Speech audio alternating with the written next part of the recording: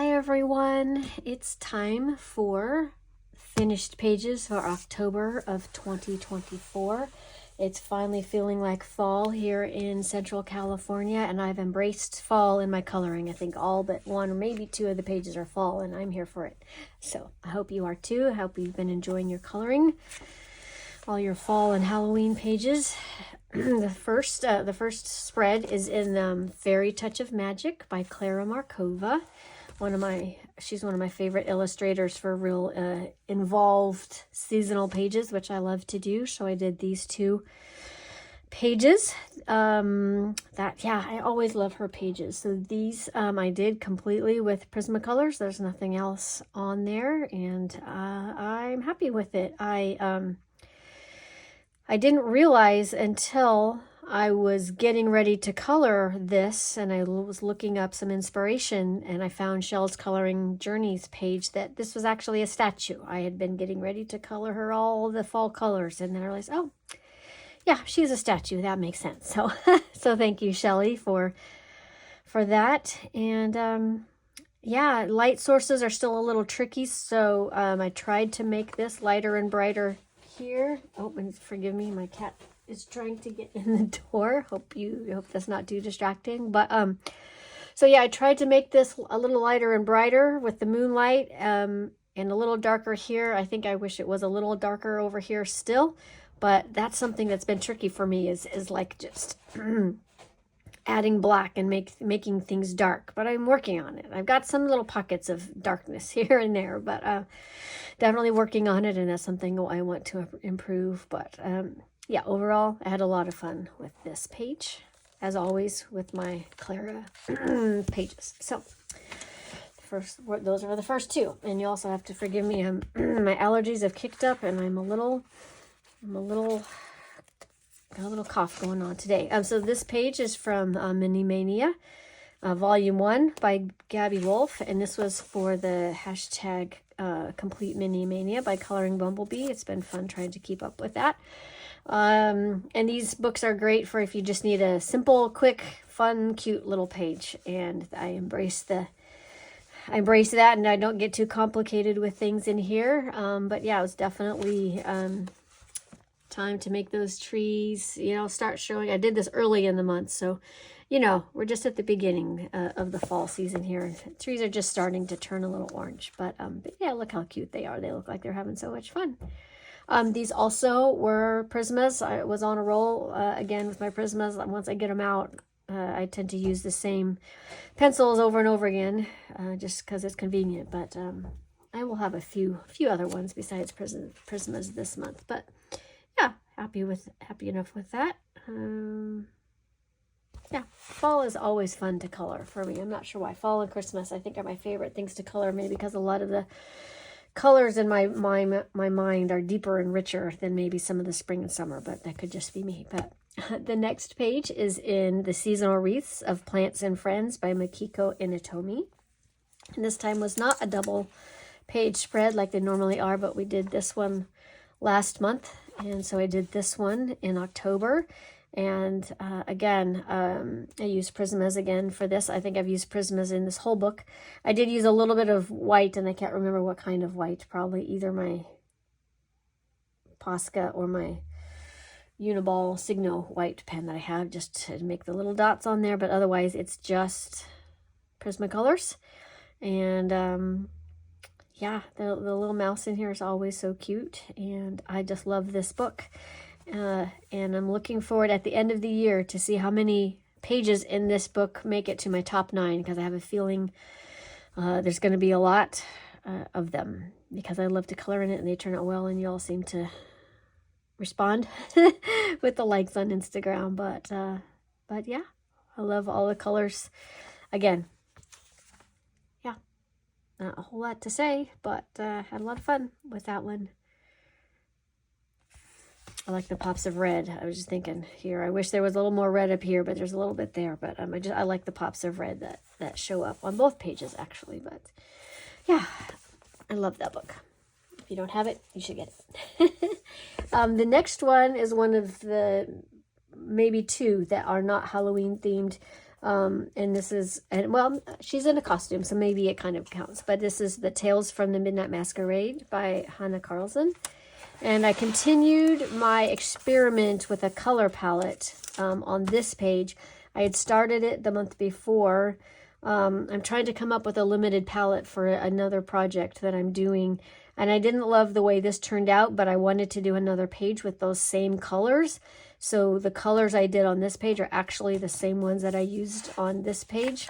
So, you know, the greens, the blues, the pinks, and the teals.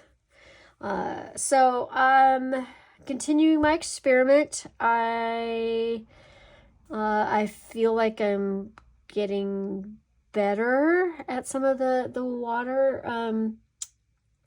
media, but still not great yet. I'm still figuring it out. So this was done with ink tints, some Albrecht Dürers, some Polychromos pencils, and some Prismacolor pencils, just to kind of blend in a little bit more where it was splotchy, but I don't have the technique down. So I didn't worry about getting a lot of the fine details. Like, you know, when I did the silver, this is the Uniball Signo silver and gold pens here that give just a tiny bit of shimmer, not a lot of sparkle, but I didn't worry about being super precise by the time I got to them, because I knew this was kind of a test page anyway. And I don't love the black ribbon, but I was trying to stick to a limited palette, and that made the most sense to me at the time, but now that's all I see is that black ribbon. It's not terrible, but I think I just haven't nailed the color palette done, because I wanted to see how it would work on both pages, and I don't love it yet. So the work continues. But that's a finished page, so it made the list this month. Yeah, so I will keep working. I'll keep it posted on that bigger project. Once I have the color palette nailed down for that project, I will let you all know what that project is. I've been looking for a kind of an ongoing project since I finished Europa, and I have an idea for it. I just got to come up with a palette. The next page is in the Gnome Sweet Gnome by Teresa Goodridge, and these again are just super cute, simple, big spaces that sometimes are a challenge for me to color with pencils because they can be tedious and take a lot of blending, but these pages are just so cute that, yeah, I have fun with those. And it was fun with the, you know, making the little green and tan plaid out of that. That's not my normal color combinations, but I really think it works, and it blends with the rest of the page decently enough. So yeah, there you go, your basic pumpkins. Basic fall colors, but these pages are just so cute, so I'm looking forward to doing more in this book and another gnome one that I have. So there you go. And I think I said those are Prismas. I can't remember now, but the next page is in this Osmelreist or Verwunschenwald by Christl Vogls. And I did this page is the very first page. Well, it's the first full page. This is the actual first page, but I just love all the little details that she puts in there. Just this little scene, they're shopping and playing and people watching, and yeah. So this was done all with Castle pencils, and I think it turned out decently well. I used for the people, I used a lot of the colors from the Harmonious set. Some of the pinks I think are from the regular set, but I wanted to use some of the duskier colors in there for sure, and then supplemented with some of the regular ones. But yeah, just super sweet little details. A little frog in the window, and I'm not exactly sure what was happening down here, so I wasn't sure what I was all coloring there. The little, it looks like maybe a baby holding a blanket or something. I'm not sure, but yeah, just a super sweet little book. I like this little one peeking out from behind in the back. So yeah, that turned out well enough.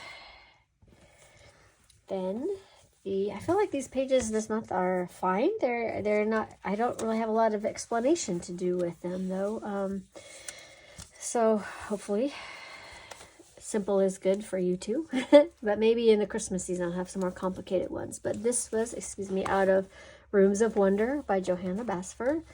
And it was Halloween season, so this one seemed appropriate. And these are all Polychromos pencils. And I originally started this page with the intention to like experiment with some color combinations that maybe I would not have used before. So I started with the cauldrons in the middle, and you can just barely make it out, and it's subtle, and that was the point.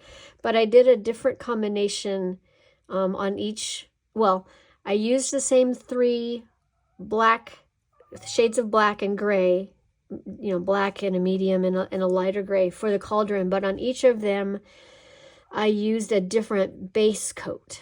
I don't want, or a base layer, sorry. I just wanted to see what difference it would make to have a different color in the background, and I was really fascinated with the results. And I probably will put these in my little binder of color combinations that I have, because it was really interesting the way it turned out. So this one was just a really, really light layer of black. So it was a really light layer of the black pencil, and then the gradients that I colored the same on all were, you know, heavy black to medium black to gray.